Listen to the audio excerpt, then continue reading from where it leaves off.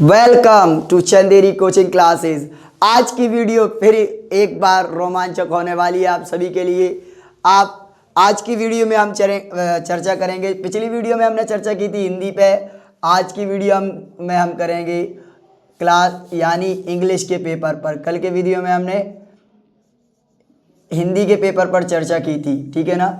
आज के पेपर पे आज की जो वीडियो है वो हम इंग्लिश के पेपर पर चर्चा करेंगे, ठीक है ना। तो आइए वीडियो को शुरू करते हैं। वीडियो में आगे बढ़ने से पहले एक छोटी सी रिक्वेस्ट कि आप हमारे चैनल पर चंदेरी कोचिंग क्लासेस पहली बार विजिट किए तो चैनल को सब्सक्राइब जरूर करें और बेल आइकन पर क्लिक करके रखें ताकि हमारी आने वाली इंग्लिश की लेटेस्ट वीडियो आप तक सबसे पहले पहुंच सके, ठीक है ना। आइए शुरू करते हैं इंग्लिश के पेपर की बात कि इंग्लिश में हमें पूरे कंप्लीट नंबर कैसे लाना है, ठीक है ना। सभी बोर्ड परीक्षाओं के लिए आप किसी भी स्टेट से हो, आपको तैयारी करना कैसे वो मैं आपको बता देता हूँ। मैं एमपी बोर्ड की बात कर रहा हूँ पहले, ठीक है ना। तो अपन सबसे पहले इंग्लिश के अंदर एक 10 नंबर का पैसेज आता है। क्या आता है? 10 नंबर का पैसेज आता है और ये 11th-12th में आता है, ठीक है ना। 11th-12th में आता है और 5-5 नंबर के ये जो है ना वो 9th-10th में आते हैं। टोटल आते 10 ही नंबर के हैं, ठीक है ना। बराबर आते 10 ही नंबर के हैं, लेकिन ये किस में आते हैं? 9th-10th में आते हैं, ठीक। 9th-10th में आती हैं। इतना समझ में आ रही है ना कि ये 10 नंबर के। अब इस पैसेज में सबसे बड़ी समस्या है कि बच्चों को कुछ ऑब्जेक्टिव यानी जो उसके एमसीक्यूज आते हैं वो उसमें नहीं मिलते हैं। बच्चे ढूंढते हैं, ठीक है ना। क्या करते हैं?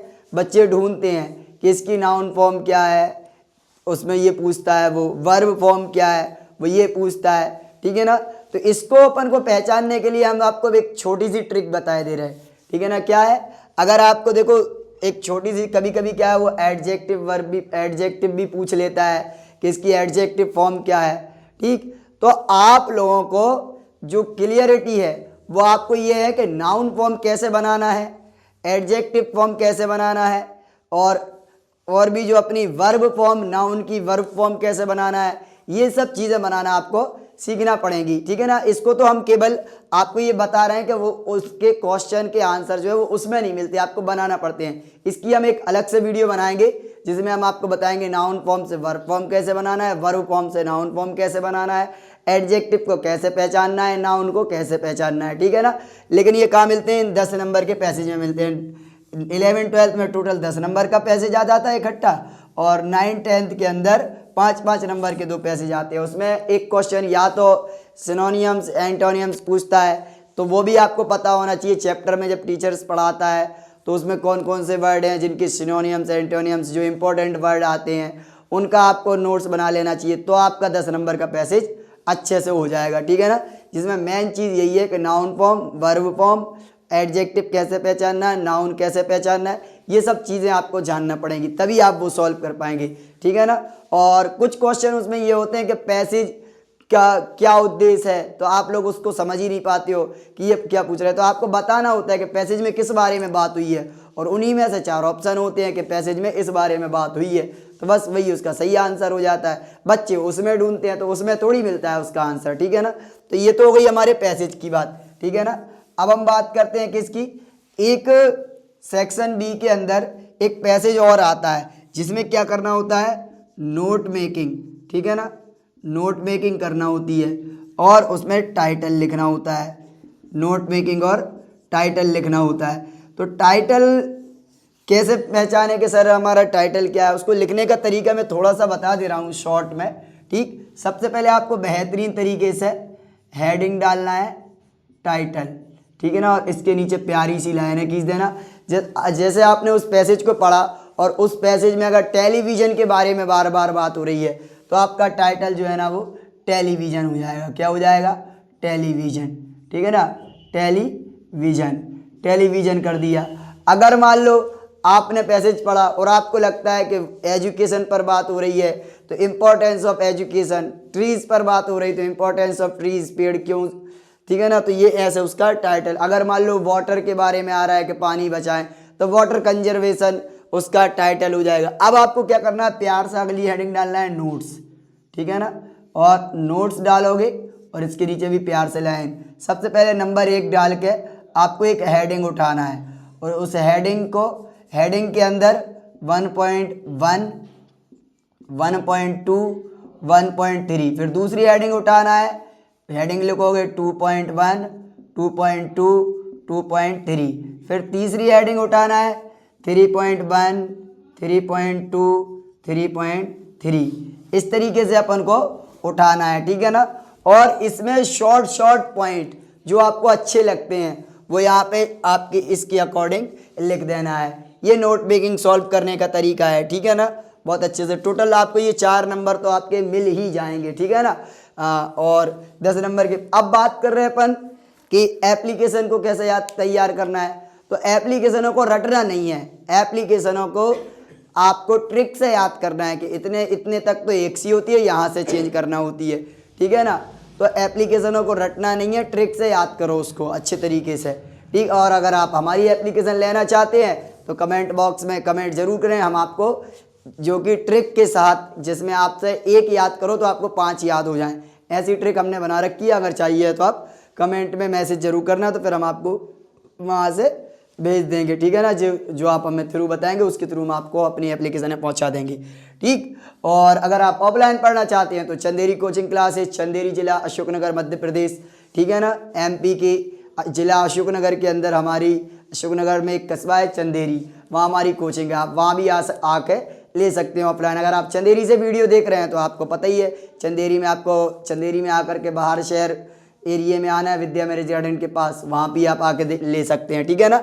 डायरेक्ट चाहिए, मोबाइल पे भी ले सकते हैं अगर आपको मोबाइल पे चाहिए, क्योंकि आप कमेंट करेंगे कांटेक्ट के ज़रिए, ठीक है ना। हमारी इंस्टाग्राम पे भी आईडी चलती है चंदेरी कोचिंग क्लासेस, आप वहाँ पे कांटेक्ट करके भी ले सकते हैं, ठीक। अब बात करते हैं अपन एप्लीकेशन की बात, ग्रामर। तो ग्रामर जो है ना, वो ग्रामर आजकल क्या है, ग्रामर को बहुत बड़ा चढ़ा करके पढ़ाया जाता है। तो ग्रामर में भी आपको शॉर्ट ट्रिक है पढ़ना है, पूरा ये नहीं है कि आप पूरी उसके पढ़ते जाओ पूरे स्ट्रक्चर। या आज का दौर स्ट्रक्चर का नहीं है, स्ट्रक्चर से नहीं पढ़ी जाती ग्रामर, ठीक है ना। ग्रामर को सॉल्व करने के लिए शॉर्ट ट्रिक, शॉर्ट नोट्स आप हमारे ले सकते हैं। इसी मेरे चैनल पर पूरी ग्रामर आपको A to Z, जिसमें a an the, some any, much many, articles जिसको बोलते हैं अपन, ठीक है ना, और एक्टिव पैसिव वॉइस, यानी टोटल ग्रामर जो जुड़ी है आपकी क्लासों से 9, 10, 11, 12 पूरा डला हुआ है, आप मेरे चैनल के अंदर जा करके देख सकते हैं, ठीक है ना, ग्रामर की। अब हम मेन पॉइंट जो है वो है हमारा क्या, एक्सट्रैक्ट, जहाँ से हमें स्कोर मिलते हैं। तो हम जब हमने चैप्टरों को पढ़ा होता है तो हमें चैप्टरों के राइटरों के नाम, सबसे पहले तो आपको एक काम करना है कि एक पर्चा तैयार करना है, एक चैप्टर के नाम, एक तरफ राइटर के नाम के, इस चैप्टर को इस राइटर ने लिखा, इस चैप्टर को इस राइटर ने लिखा। तो चैप्टर के नाम, राइटर के नाम आपको अच्छे से याद कर लेना है, ठीक है ना। और इसके बाद आगे आपको इसमें मिलेंगी एक्सट्रैक्ट, ठीक है ना, क्योंकि कुछ MCQs, 4 जो MCQs आते हैं 9, 10th में, 9, 10th में 4 MCQs आते हैं। तो MCQ के अंदर आपको क्या करना होता है कि वो चैप्टर से रिलेटेड पूछते हैं, तो आपको चैप्टरों के एक्सप्लेनेशन अच्छे से सुन लेना है, उसकी हिंदी अच्छे से सुन लो, तो आप जब भी उसको पढ़ोगे तो ऑटोमेटिक आपको पता चल जाएगा। जैसे लेंचो कौन था, तो Lencho was a farmer, farmer को पीजेंट भी कहते हैं, ठीक है ना। तो Lencho was a peasant, Lencho peasant था, तो वो पूछेगा कौन था, तो आप तुरंत उसका उत्तर दे सकते हो, ठीक है ना। इस तरीके से लेंचो ने कितने रुपए मांगे थे, ठीक है ना, कितने पीसोज मांगे थे, तो 100 पीसोज मांगे थे, कितने मिले थे। इस तरीके से आप जब कॉन्सेप्ट हिंदी में सुन लेंगे उसको तो बहुत अच्छे से समझ में आ जाएगा, ठीक है ना। अब आगे हम बात करते हैं क्वेश्चन आंसर को सॉल्व करने का तरीका, लेकिन उससे पहले एक्सट्रैक्ट की बात कर ले रहे हैं, क्योंकि एक्सट्रैक्ट में भी पैसेज होते हैं, ठीक है ना। 2 पैसेज आएंगे आपकी, 9, 10th है तो 2 पैसेज आएंगे, 11, 12th है तो 3 पैसेज आएंगे। 11, 12th में जो पैसेज आते हैं वो एक प्रोज से आता है, एक पोएट्री से आता है और एक विस्टास से आता है, ठीक है ना। तो इस तरीके से आता है। अब उन तीनों पैसेजों में कहाँ से आते हैं वो तीनों पैसेज, तो वो भी आपके चैप्टर की लाइनें होती हैं। वो क्या होती हैं, चैप्टर की लाइनें होती हैं, सेक्शन D में मिलती हैं आपको पेपर की, ठीक है ना। तो वो चैप्टर की लाइनें होती हैं, उन लाइनों को आपको पढ़ना होता है, पता करना होता है ये कौन से चैप्टर से। जब आप पढ़ोगे तो आपको पता चल जाएगा अगर आपने उसकी स्टडी की होगी, ठीक है ना। तो आप चैप्टरों को पढ़ के देखो, उसमें कौन से चैप्टर से कौन सी बात मैच हो रही है, तो आपको पता चल जाएगा। और उसमें एक क्वेश्चन जरूर ये पूछता है, 2 क्वेश्चन मैं आपको बता दे रहा कि ये जो लाइनें हैं किस चैप्टर से हैं, तो आपको बताना होगा, ठीक है ना। तो किस चैप्टर से ली गई है वो आपको बताना होगा कि ये जो एक्सट्रैक्ट है ये इस चैप्टर से ली गई है, तो चैप्टर का नाम। और एक अगला क्वेश्चन ये बनता है कि इस चैप्टर के राइटर कौन है, तो आपको जो मैंने अभी लिस्ट बनाने के बारे में बताया था, अगर वो आपको याद होगी, आपको पता होगा ये कि उस चैप्टर से और उस चैप्टर का नाम ये है, तो उसके राइटर ये हैं। तो ऐसे चैप्टर और राइटर के नाम आपको कर लेना, बाकी 1-2 ऑब्जेक्टिव उसी में से मिल जाएंगे, ठीक है ना। ये थी अपनी इंग्लिश के पेपर की पूरी ट्रेजेडी। अब सर क्वेश्चन आंसर कैसे सॉल्व करना है हमें, सबसे बड़ी समस्या ये है कि याद नहीं होती, ठीक है ना। तो याद आपको करना है थोड़ी थोड़ी ट्रिक के साथ, ठीक है ना। कुछ बातें क्वेश्चन में से ही आपको आदत, तो क्वेश्चन में से ही रिपीट होता है कुछ बात, तो ठीक है ना।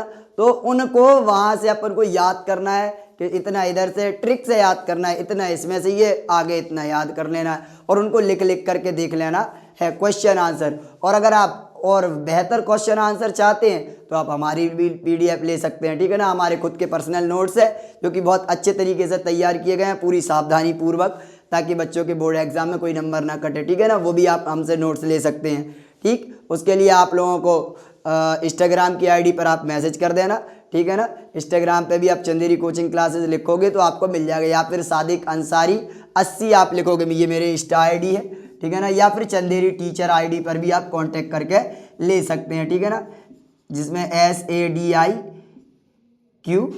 अंसारी और 80 ये हमारी ID, आप इस पे भी ले सकते हैं, ठीक है ना। और बाकी आप लोग अच्छे तरीके से जानते ही हैं कि आपको कैसे तैयारी करना है। क्वेश्चन आंसरों को तैयार करने के लिए आपको थोड़े थोड़े याद करना, और ज़्यादा अगर आप कमज़ोर छात्र हैं और क्वेश्चन आंसर में दिक्कत आती है तो पहले छोटे छोटे 2-2 नंबर वाले क्वेश्चन के आंसरों को याद कर लो, ठीक है ना। पहले छोटे छोटे याद कर लो, फिर बड़ों की तरफ जाना। कुछ बच्चे क्या करते हैं कि पहले ही बड़े उठा लेते हैं और याद नहीं होता है, तो फिर कहते हैं सर हमें याद ही नहीं होता।